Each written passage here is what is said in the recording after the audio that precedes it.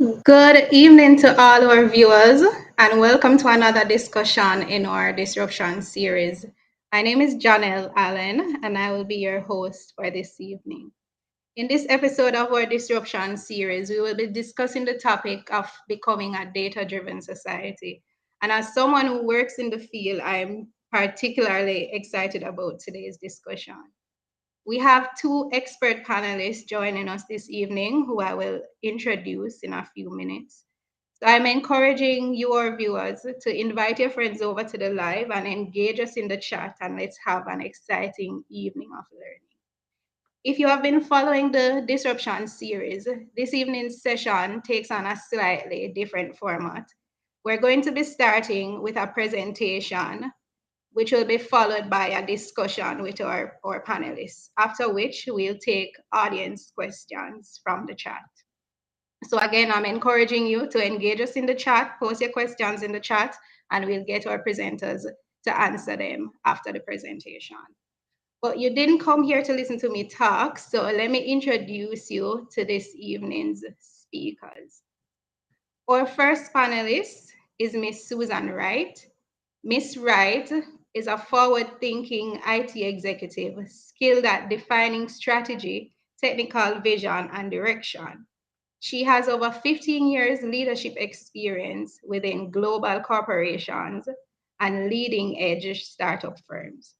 She is the co-founder of DB6, BI Brains Caribbean, Right Intelligence Services Limited, and Innovative Data Mining and Advanced Analytic Partners, ID Maps Limited. She is recognized as a pioneer who has repeatedly been at the forefront of cutting-edge technologies, led numerous successful strategy planning and development projects, meld business and technology expertise, and introduced advanced technologies and processes to create strategic solutions that significantly increase operational efficiencies and business value for both internal and external clients. She's a keen strategic leader with firm focus on innovation, mobile telephony, as well as big data and data analytics. Welcome, Ms. Wright. Our second panelist, who will join us later for the discussion, is Mr. Lauren Peart. Mr. Peart is a seasoned entrepreneur and information technologist with a depth of experience in research and the area of data intelligence. He's also the founder of Blue Dot and is the brainchild behind the company's data intelligence methodologies. Mr. Peart is credited with bringing a unique service offering to the regional marketing industry. Lauren's depth of experience in research techniques, consumer neuroscience, retail intelligence, and data mining have made him instrumental in delivering effective stewardship to the talented Blue Dot team of researchers and data scientists. And some major projects that Lauren has worked on that we might be familiar with. So he conceptualized and spearheaded the first cashless farmers market in June 2020, and in 2020-21, he also led the team that developed the highly successful e-commerce national delivery system, ENDS. Welcome to both our panelists. So at this time, I am going to welcome our guest, Suzette Wright, who's going to be making a presentation to us. Suzette, I'm handing over to you now. Thanks, Janelle. I'll share my screen and then we'll get started.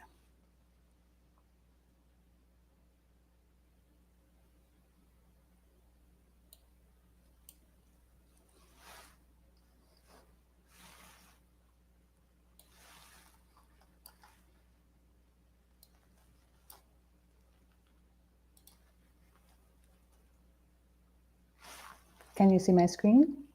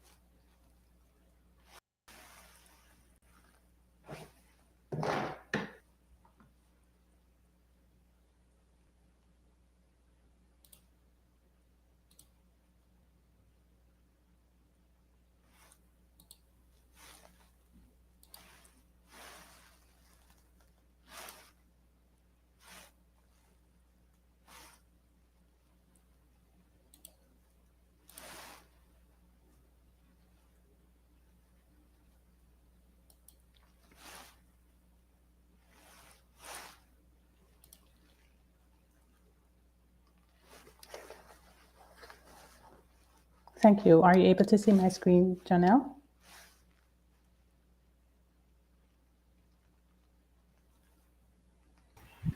Hi, Sus. I can see your screen.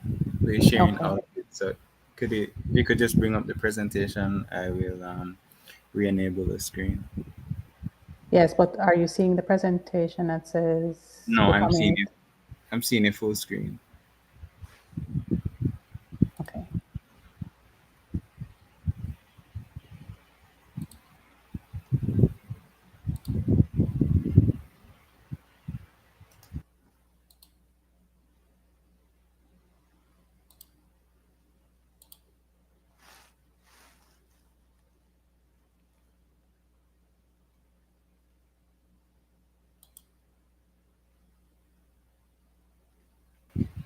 Are you seeing on screen now? I'm seeing it blank.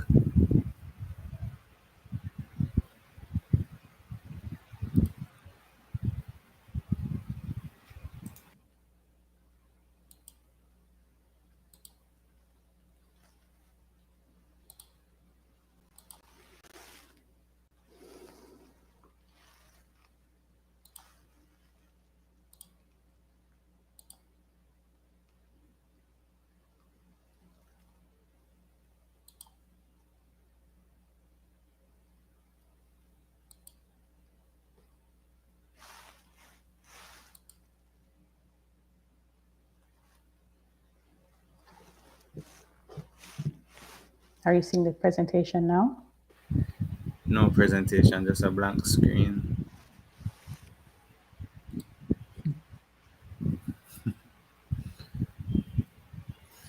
I mean, if you could freestyle and present from a blank screen, that would be cool.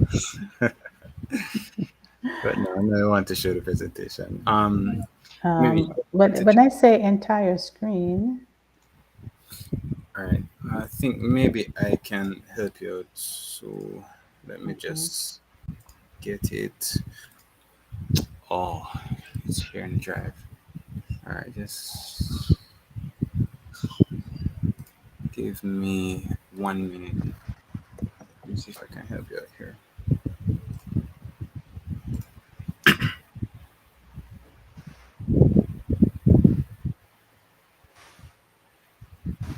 Mm,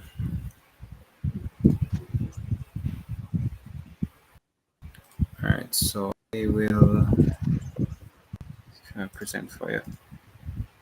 Yeah. So I'll just present for you, and you tell me when you want to change. All right. So Yes, go ahead. let me just get this.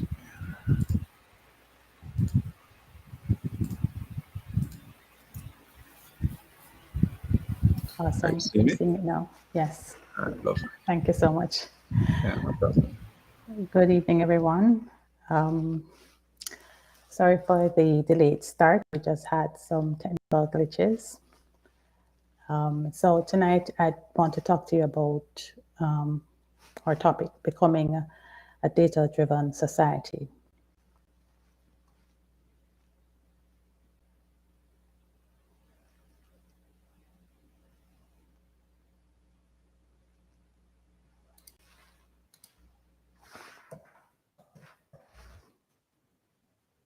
So when we talk about data, what are we really talking about?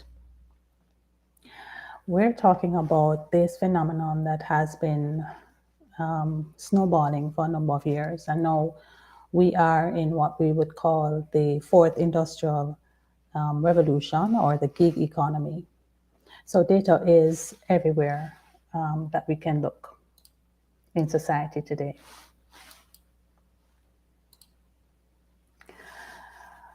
The amount of data worldwide that was generated amounted to 44 zettabytes in 2020.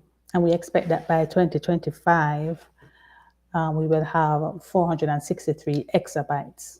Now, that's mind boggling to a number of persons because, when we talk about bits and bytes, 8 bits make a byte.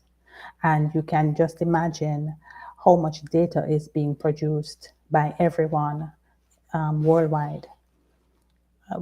before the computer age, um, everything was snail mail, and you know, we would send telegrams and so on. But now we are sending instant messages, and there are so many platforms that we can send instant messages from. Just imagine how much data each of us generates in our little everyday lives. We're on Facebook, Instagram, Twitter, Snapchat, etc. Google, Facebook, Microsoft, and Amazon store at least 1,200 petabytes of information daily. The world spends approximately $1 million per minute on commodities on the internet. So a lot of trading is going on, people buying and selling goods and services. Electronic arts process approximately 50 terabytes of data per day. And by 2025, we expect approximately 75 billion Internet of Things devices connected across the globe. And there are approximately 2.5 quintillion bytes created every day in just our normal activity. If we were to add government activity, business activity, social interactions, then you can imagine how data is exploding across the globe. So we would ask ourselves, what is the role of data in our society? Data empowers us to make decisions based on facts, trends, and statistical numbers. So we no longer have to rely on gut feeling to make a decision. As business leaders, we must therefore sift through volumes of data to get the right information so that we can make the best decisions about the strategy and growth of our organizations. This imperative is the same across all industries, and government also has a role to play in facilitating a data-driven society. We can talk about citizen-generated data, regulations, and social programs that government must facilitate in order to get us to the point where we're data-driven. And by citizen-generated data, I'm talking about data that we in our communities generate that will help to make decisions about our different needs, whether it's healthcare, education, transportation, road infrastructure. Now, we can talk about some technology trends that are emerging, have emerged over the past couple of years, and that is the ubiquitous computing. I mean, computers are everywhere. When we started, the computers, the mainframe was a huge device that only, some persons had access to, and now these days we're walking around with computers on our phones, our devices, tablets, um, iPods, computers, desktop, laptops, you name it. Everyone has at least one device in our modern era that we can generate and communicate data across the globe. Now, of course, when I say everyone, I don't mean every single person, because there are persons who are not financially able to have these devices. But for those of us who do, we tend to generate quite a bit of data per day. So our world has become datafied. So every transaction, every message, SMS, instant message, photograph, video, voice call that we are generating every day is transformed into data, and it tells us something about the persons who are generating this data. Of course, now the big buzz is around artificial intelligence and machine learning. And this is helping us to drive innovation across the globe. Different ways of conducting experiments and operating on persons. No longer do physicians have to cut you open to operate on your heart or your back. They can use robotics to do that type of surgery with less invasion and has speedier recovery rate. Of course, we're talking about augmented reality, extended reality, and how that is helping to how that is helping students to learn better in the classrooms, and how that is helping persons with disability to recover faster. Then, of course, the digital thrust, the thrust towards digitizing everything. COVID taught us that we had to get online some way, somehow, in a rapid way. And so that has pushed us along further and faster than we had anticipated. 3D printing has been around for some time, but as you know, more and more innovation is being brought out every day. And some of the scientists now have been able to generate organs that can be used in human beings. Of course, they're going through some testing now, but I expect in a number of years we will have 3D generated hearts, perhaps, or 3D generated lungs. And then there is gene editing and synthetic biology. So now, when we talk about gene editing, we're talking about being able to identify genes that are problematic in persons and remove those genes and give your genomes instructions to repair your body. So we're talking about being able to edit your gene to remove the CA25, which is your cancer gene, or other hereditary diseases. Nanotechnology and material sciences. So we're talking now about being able to have these nanobots injected into your bloodstream that would tell your physician how your body's reacting to a certain drug, or to, in fact, administer drugs to you on a cellular level. And of course, we have new energy solutions, green energy solutions, because we all know about global warming, and the imperative now is to try to reverse or halt the progress of the negative effects of global warming. And all of this data is being collected through sensors and different mechanisms that we can use to make informed decisions. So data is at the core of nearly every business decision made, from human resources to marketing to business executives, always trying to find the next best action, the next best price, or the next best product that they can offer to their customers. And in order to do that, we must know what or how our customers behave. What is the customer behavior? How likely are they to spend more of their wallet on our product as opposed to a competitor?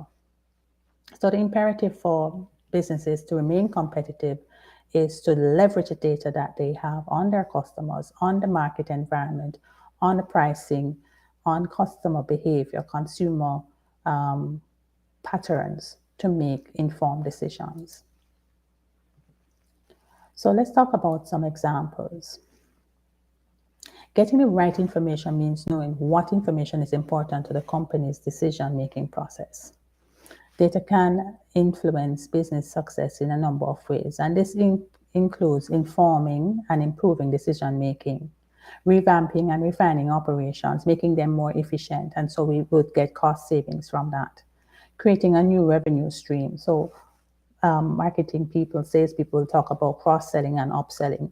If we have a customer that is already purchasing goods or services from us, how can we encourage them to purchase additional goods and services? So a number of new businesses sprung up because of the pandemic. ENS is one of them. Now, that was an innovation that Lauren I expect, will talk about later on, but it was a genius idea where you could actually build an ecosystem for persons to make deliveries based on orders that are placed on an online platform. And that was a big step in Jamaica, because it allowed the consumers to remain at home under COVID restrictions and access goods and services through a well developed platform. Now, of course, as with all applications, you have teething pains, but I think eventually everything worked out. And it was quite innovative in how they did it, that persons who had become out of a job, who were out of a job because of restrictions and the closing of certain businesses, were able to start a delivery service, and they paired the deliverers to the consumers who actually needed goods and services. It was also a big step for Jamaica because traditionally Jamaicans don't trust online activity. They're accustomed to doing business face to face. And so you had to say to people, give me your credit card information. I will take care of the privacy issues, make sure that your card information is secure, and you will have your goods and services within a short space of time. So that, I think, was a huge, huge step in the right direction for Jamaica. So other ways that we can use data effectively would be to improve processes, improve our competitive positions, new and improved products coming out of a better customer and market data analysis, informationalizing, or meaning building data into products and services, and improving human capabilities and risk management. Now, I want to talk about citizen-generated data because we don't do a lot of that in the third world.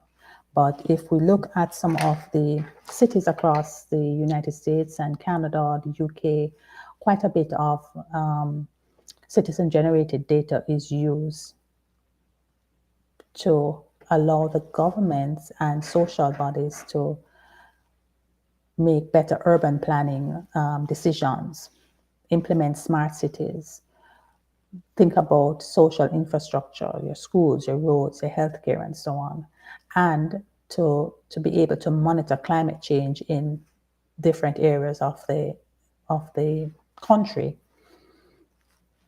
The role that government has to play in this is as the main enabler for social change. They play a role in hosting citizen-generated data. And citizen-generated data is very different from big data or social media data or even data that we use for businesses.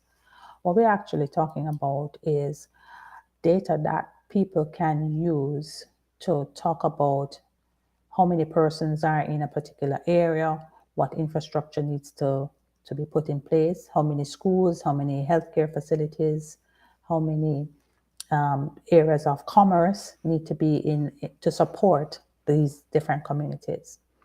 And of course, your national statistics, such as your census, your electoral persons of an electoral age, even as far as determining what kind of healthcare facilities we need. So if we know we have an aging population and people typically have lifestyle diseases or genetic diseases such as diabetes, hypertension, heart problems, the kind of services that we need to have in place in the proximity of where these persons are located. And so this is what I'd want us to encourage us to do, is to think about ways that we can, as citizens, generate the type of data that will enable the government to make these decisions in partnership with the citizens, of course, to meet the goals and the social development goals that we have, that have been articulated for each country across the globe. Now, when we talk about data, of course, a lot of people get nervous because we're talking about data privacy, data protection, information security, and democratizing data. Now, making data available for everyone to use is a huge concern because we know people will want to monetize data, and you may be generating this data and end up having to pay to access your own data. So these are the concerns that we need to ensure that we have the right legislation in place, the right platform in place, the right governance in place to ensure data quality, privacy, protection, and security. So, where do we start? Legislation, of course, there are a number of different pieces of legislation out there that would give us a platform on which to start, but I would say that we need to go a bit further to ensure that we can protect in a fulsome way personal data usage. And of course, we need to implement social infrastructure systems to encourage persons to generate the citizen data that we can use to make the social interventions that we need in our society to help fight crime, to close the education gap, and to alleviate poverty. Of course, data literacy is another big area. We need to get to a point where everyone in the society knows what data is about, how we can use data to improve our social and economic conditions, and problems that we can solve using data in the right way. Changing of the mindset, of course, is another big hurdle that we may face. People need to be open to lifelong learning and to be looking at ways that we can use the data that we are generating every day to improve, as I said, society and fight crime and so on. You may notice that the JCF is using a lot of data-driven analytics now to help in the fight, the crime fighting initiatives. But of course, if we as citizens would help by, if we have camera systems on our premises to feed into Jamaica Eye so that we can all monitor what's going on in the society and perhaps deter some of the crimes that are going on. It will not deter all crime, of course, but it's a start. And I would encourage all of us to join the movement and find ways that we can use data to progress our social development goals locally and globally. Thank you.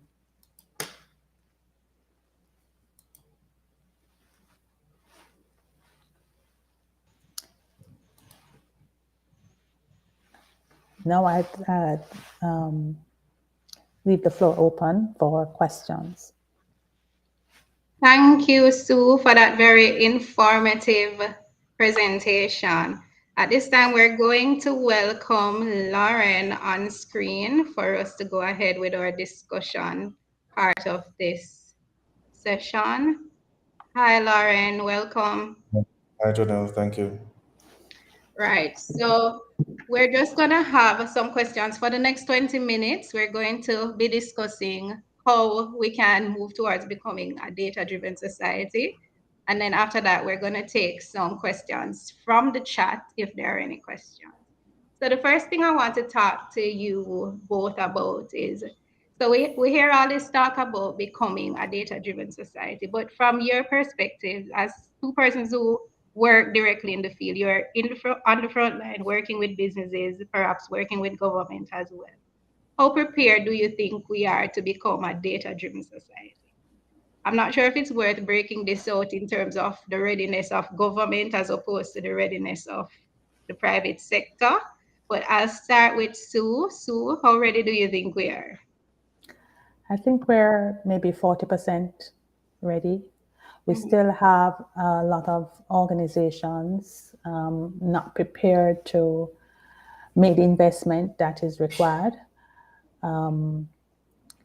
A lot of companies don't know how much data they have or what to do with the data.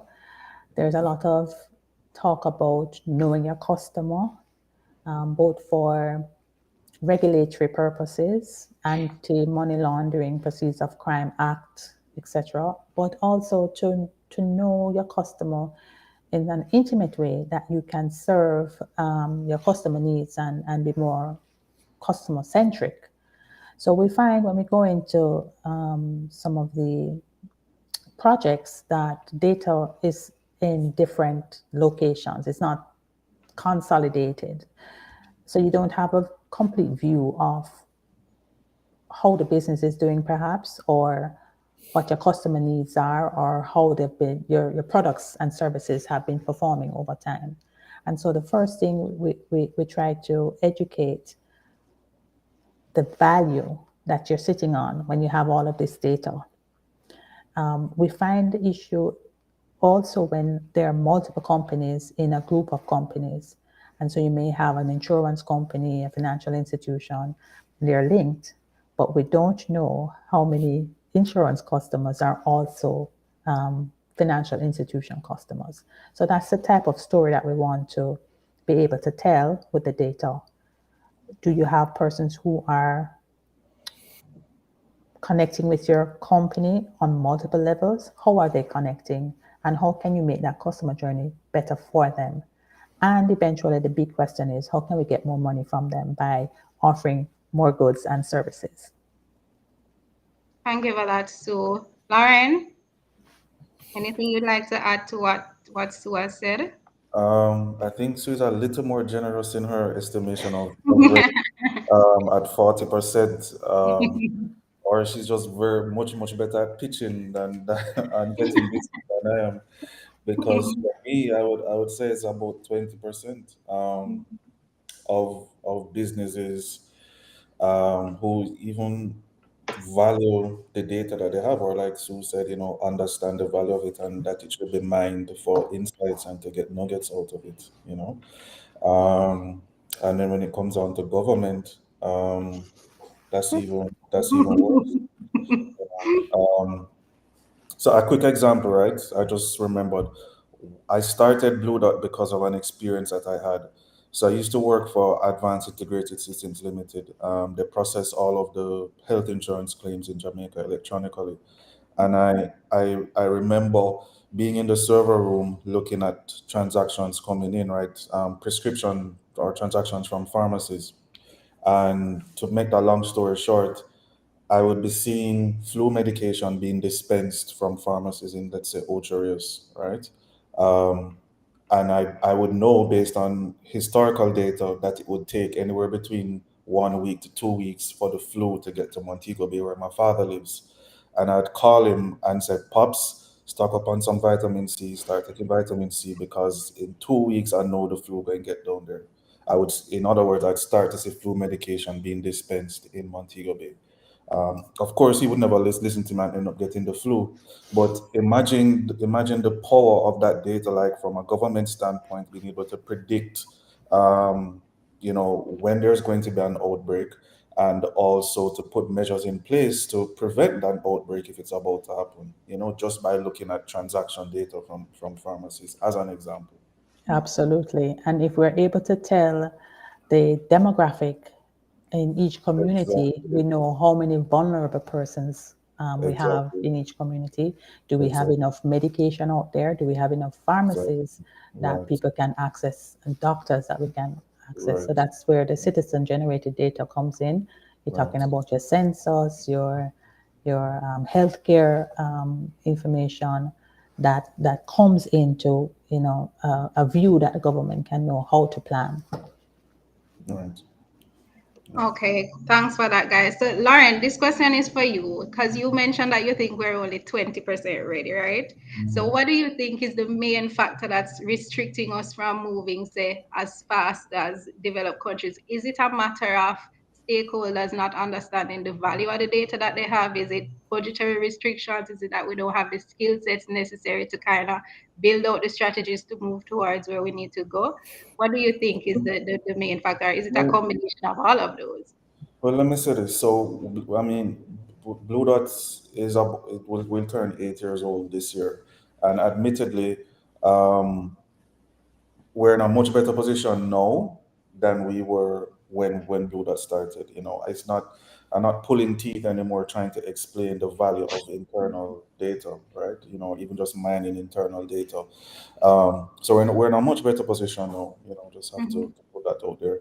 As to the reasons why, there's there's just been a lack of understanding and a lack of the skill sets necessary um, to understand the value of the data.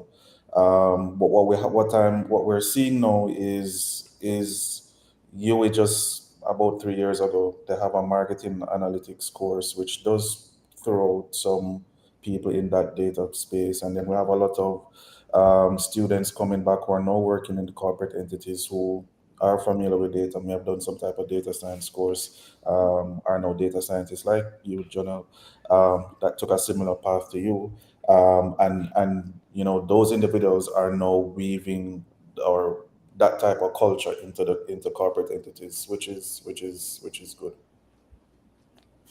And I think one thing that helped as well is the competitive landscape has changed. So it's more aggressive. So companies are trying to find innovative ways to retain customers. And so now they're willing to listen to that narrative about how to get those nuggets out of the data that they have. Thank you for that. So you mentioned data science as being one of the major skill sets or the major, should I say, roles that we need in actually building out these strategies for moving towards data driven. Well, what other skill sets would you say are necessary for building out that holistic strategy? Because I imagine the data scientists alone can't necessarily do it. But what other roles do you think are necessary from your experience to build out that strategy that actually is effective and delivers what they actually want? I go with Sue first. Well, it's a wide range of skills that are needed. We're talking about being data wranglers or data engineers, persons who are intimate with data, can write good SQLs, algorithms, and so on. We're talking about analysts, data analysts on the technical side, but business data analysts that understand the business side and what the business requirements are and how to translate those requirements into a technical way that the techies in the back end can build a machine learning module or a predictive analytics application to answer that business need. Business analysts, of course, you need those project managers. The usual list of suspects, but focus now on UX UI design, customer experience. That those softer skills that we're now beginning to acknowledge in our universities. Like UTech is very good at turning out techies, but the soft skills, that part is missing. How to ask those questions or how to think about those business questions that we'd want to solve. And so that's where I see we have a gap in the analyst space. Technically, the data science folks, data engineers, data analysts, solid skills. But on the soft side, on the business side, is where I'm seeing that we need some serious help there. I don't know, Lauren, if you've had the same experience. No, no, for sure. I mean, we have two employees. Two of our employees are based out of Trinidad now, just for that same reason, because we can't find Yeah. the skill sets locally. But Yeah. but even outside of that, I think we just have we need to foster some type of mindset and culture change. So in Jamaica, in the region, we're accustomed to making gut-based decisions. Uh, Mm-hmm. Mhm. and and businesses, you'd be surprised how many business leaders do that. Yep. Or they have these what I call yes groups of internal feedback loops who they might ask 10 employees what they think about this particular decision or this particular area that they're about to venture in, and that is how they make multi-million dollar decisions. you Mhm. know so I think we need to change that culture of gut-based decision making in Jamaica, and understand or help clients, everybody to understand the value of making data-driven decisions. Decisions backed by data. Yeah. Yeah.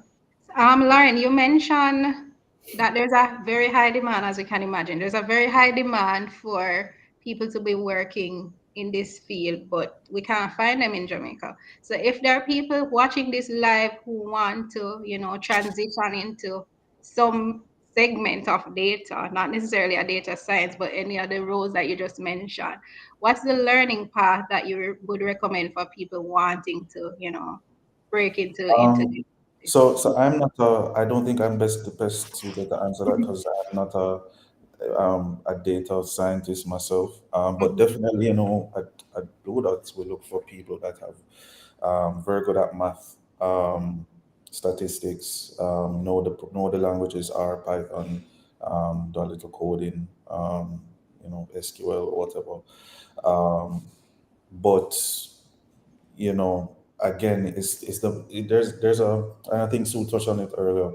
You can analyze data all you want, but if you can't interpret it or tell Yeah. stories with it, right, then um, you know it's just numbers on a screen. So having that business mindset, where you, or the soft skills, I think is what Sue called it, where you can translate the data into a business problem or into insight or into knowledge, that is key as well. It's not just crunching numbers in a spreadsheet or in some software. All right. Thanks, Lauren. So there's a question in the chat from Peter John. He says administrative data are usually collected by persons who do not utilize these data. This makes utilizing of this data difficult. Any thoughts on how to address this problem? I'm not sure if I understand the question, to be honest. So the persons who are collecting the data on the front line are typically people who don't have an appreciation for what is being done with it in the back end. So he's asking how we can address this issue. Oh, that's I think that's garbage in, garbage out that he's referring to. Yes, So I mean, just today as an example, looking at um, some CSRs are entering Saint Andrew, and some type out Saint Andrew, some put SAN, some type out ST dot Andrew, like just things like that, take up a lot of time to clean and all of that. So I think it has to come from the top down Mhm. in terms of, explaining the importance and structuring, putting systems in place to have structured data and properly structured data. right. I would also add that in addition to educating the persons who are collecting the data, we have to do quite a bit of data stewardship as well.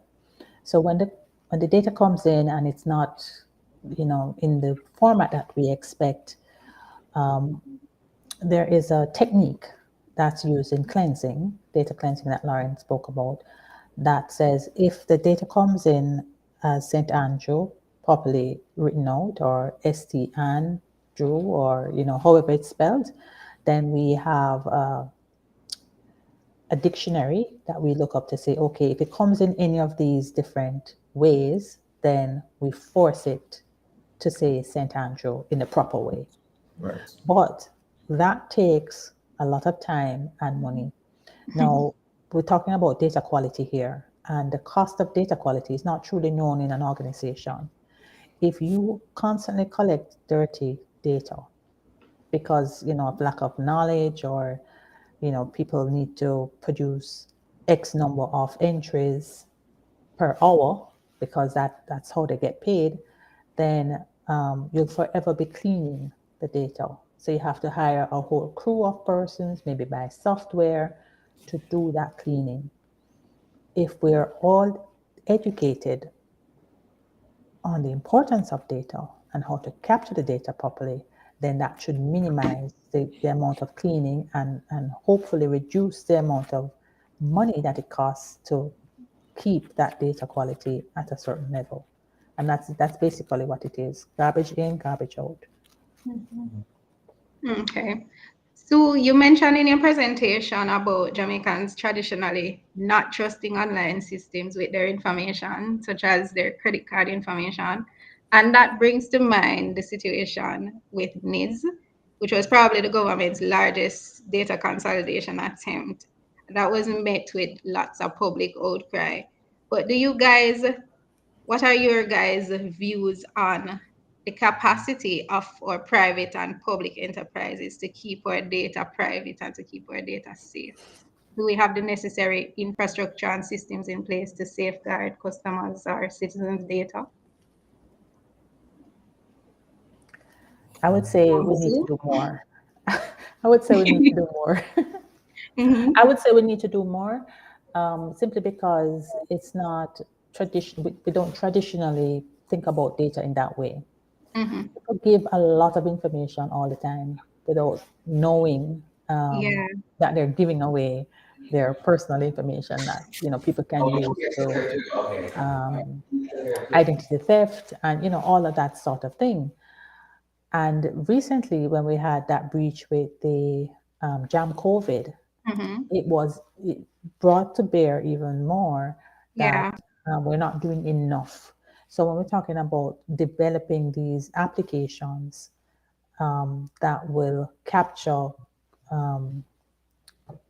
data, personal data, we need to build security into the code, not just rely on an appliance in a hardware or a firewall or anything like that to secure your data, but we're talking about building security features in the data, anonymizing the data, encrypting the data, whether the data is at rest or the data is being transferred from one source to the next.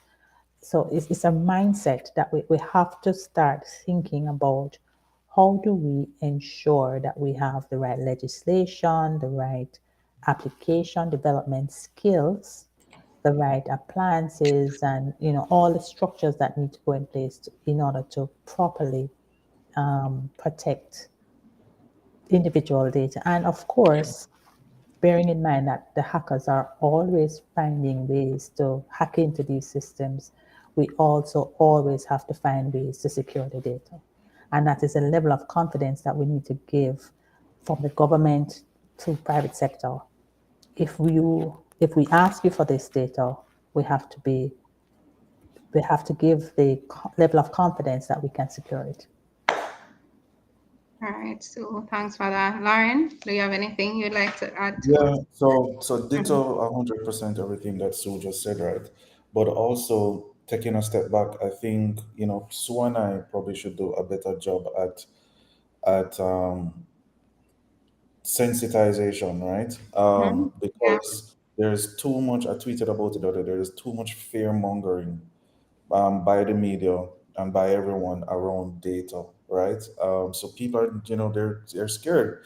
Look at the article, the ECJ article that came out the other day, which turned out to be actually be a non-issue, but it was on the front page of the one of the national newspapers, and the effects of that will we probably just won't even know how many people are now fearing that their data is being sold and malicious things will happen to it, but so there's a lot of fear mongering that happens. There's also a lot of ignorance because people just don't know, um, you know, about data and what it can be used for and what it should not be Mhm. used for, etc., etc. So I think so and I, companies like us, should do a lot more sensitization because it will only help us in the long run, actually. But um, and I'm not negating there are very grave concerns around data privacy, etc.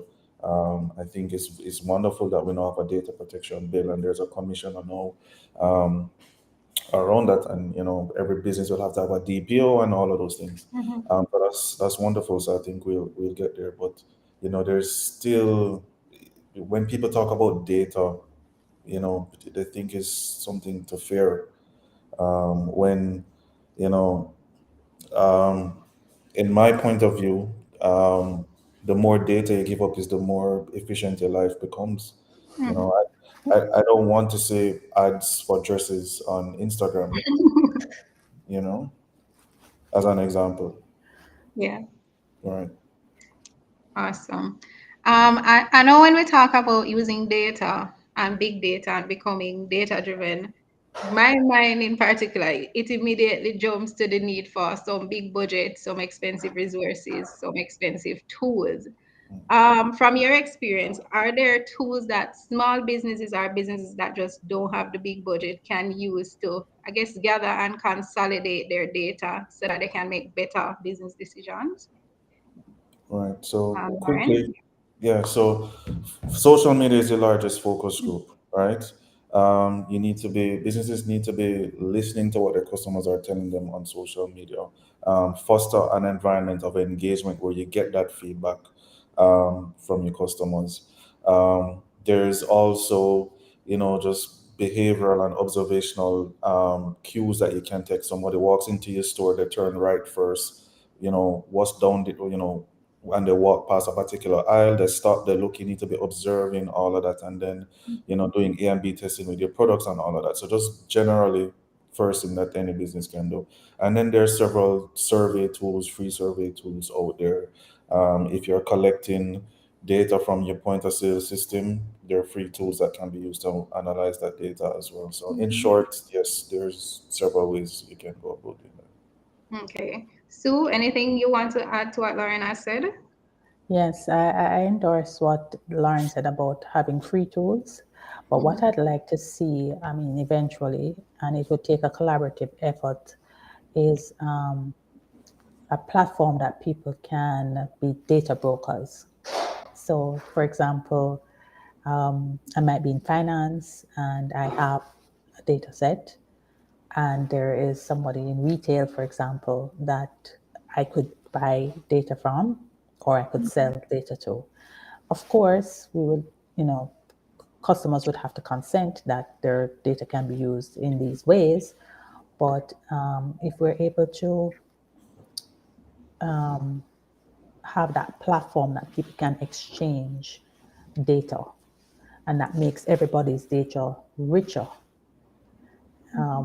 that's a way that we can help small entities to leverage that type of power that they can get from data mining that they wouldn't be able to do on their own because maybe the Mhm. cost is prohibitive.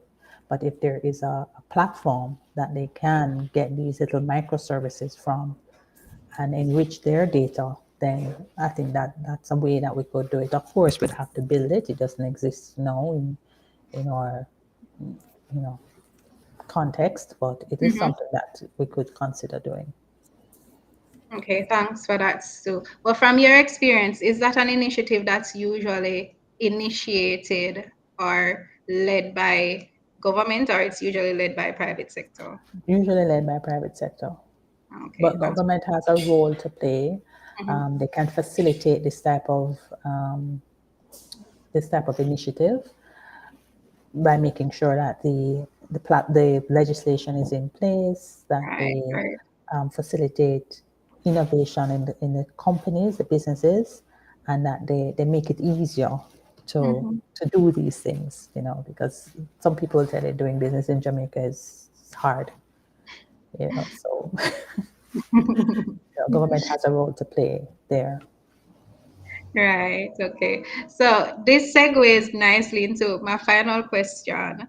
So does Blue Dot or ID Maps for you to offer a service that could assist a business with optimizing its systems so that it could make more data-driven decisions? Start with Sue.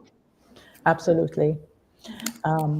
A lot of the times, what we find is that the processes and procedures that they have, they're very inefficient, and so they either have data leakage or they're not being, they could be perform better if they knew how they were performing. So we're talking about KPIs and all that good stuff, performance measures, and we have different ways, low budget ways that you can have these services that will give you the foundation. Of course, it's not going to work overnight because a lot of the times, especially in finance, you find that somebody has a spreadsheet here with all sorts of analytics in it, and it's not a part of the data warehouse. It's not a part of reporting. It's some report that's off somewhere, but it is such a crucial report to the organization that you wonder how they have such a crucial bit of insight sitting in an Excel sheet somewhere. So it's just basically going in, doing the assessment, trying to find out where they are in that maturity in terms of Mhm. data usage, and then showing them that they can start off in a small way and make incremental steps to get to that position. And they might find that they have some cost savings, and that cost savings can go back into these programs. Okay, thank you, so Lauren. Um, yep, sure we do. That's what we do. That's what we do every day. um, so I know we're out of time, but I think the mission is, as I think Sus used the word democratize data earlier on. Mhm.